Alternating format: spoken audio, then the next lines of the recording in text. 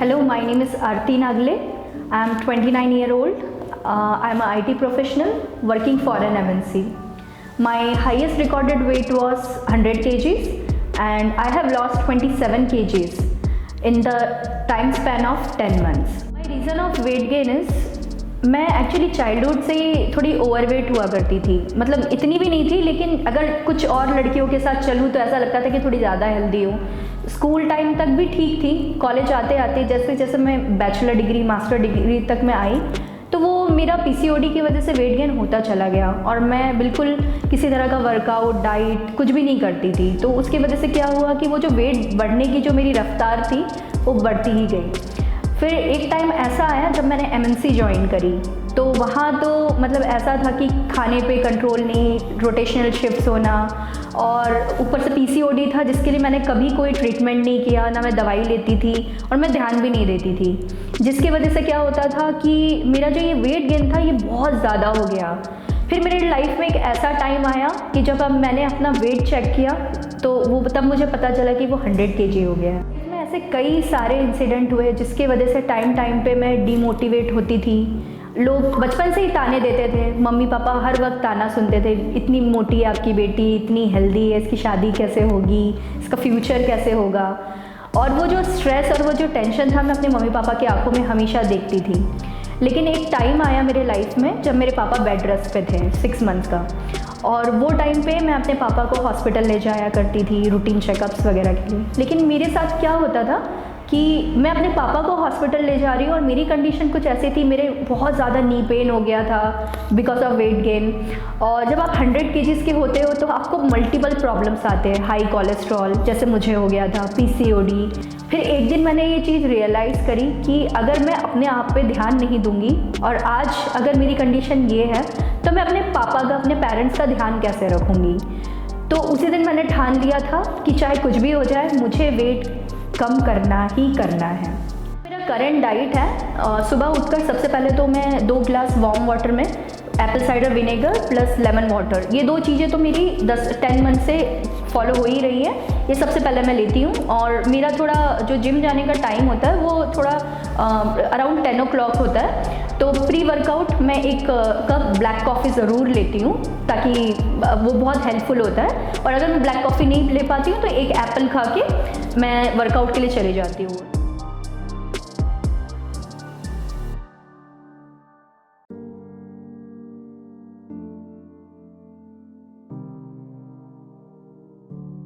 Then around मैं 12:30-1 o'clock तक मैं अपने घर आती हूँ।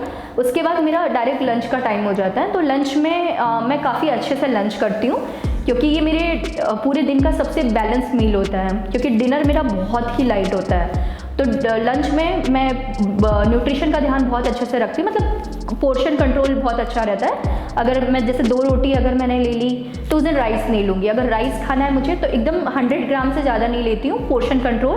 और 100 ग्राम अगर राइस लिया तो आधी रोटी ले ली, अगर भूख है तो लेती हूँ, नहीं तो फिर 1 रोटी, इस तरीके से मैनेज करती हूँ। प्रोटीन मेरा बहुत अच्छा होता है जिसमें कर्ड होता है और पनीर हो गया, अगर जैसे नॉनवेज बना है चिकन हो गया, फिश हो गया, तो एक चीज़ वो रहती है। और फिर सैलड हो गया, और मैं सैलड काफ़ी अच्छा सैलड लेती हूँ, मतलब मैं कोशिश करती हूँ अपना लंच स्टार्ट करने के पहले ही मैं थोड़ा सैलड अच्छे से खा लेती हूँ ताकि मेरा आधा पेट उससे भर जाए। और सबसे इम्पॉर्टेंट होता है आपका वाटर इंटेक। पूरे दिन भर में आपको 4 से 5 लीटर पानी बहुत ज़रूरी होता है। और फिर इवनिंग में मुझे उतनी ज़्यादा भूख लगती नहीं बिकॉज मेरा लंच थोड़ा सा लेट हो जाता है। और फिर इवनिंग में मैं बेसिकली टी ज़रूर लेती हूँ क्योंकि I am a tea lover. पहले तो मैं 6 से 7 कप टी ले लेती थी क्योंकि मेरा जॉब प्रोफाइल ही कुछ ऐसा था एमएनसीज़ में, तो मुझे बहुत ज़्यादा चाय की लत लग गई थी, जो कि मैंने अब बिल्कुल छोड़ दी है। और मैं शुगर फ्री चाय लेती हूँ, मिल्क वाली ज़रूर लेती हूँ। आई लव मिल्क टी, उसके बिना मैं नहीं पी सकती हूँ।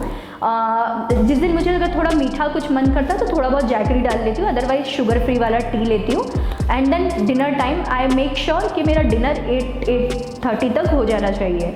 और डिनर मेरा बहुत ही लाइट होता है, या तो सूप सैलड ले लिया आपने, अगर नॉनवेज कुछ है तो फ़िश ले लिया ग्रिल्ड, या ग्रिल्ड चिकन हो गया, या आपका पनीर हो गया, या फिर टोफू हो गया। तो इस तरीके से मैं अपना डिनर एकदम लाइट रखती हूँ। और आफ्टर डिनर 1 घंटे बाद मैं अपना वॉक पे ज़रूर जाती हूँ, क्योंकि ये हैबिट मैंने पिछले 10 महीने से बनाई हुई है।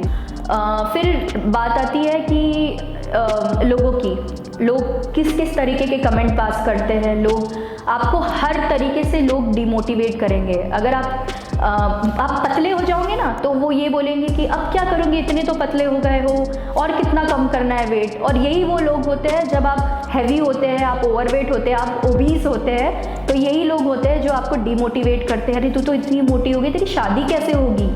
तो इसीलिए कभी भी मतलब अपना जो लाइफस्टाइल है ना किसी और की वजह से हमें मतलब नहीं चलानी चाहिए। आपको हमेशा इस बात का ध्यान रखना है कि ये चीज़ें आपके लिए कैसी रहेगी।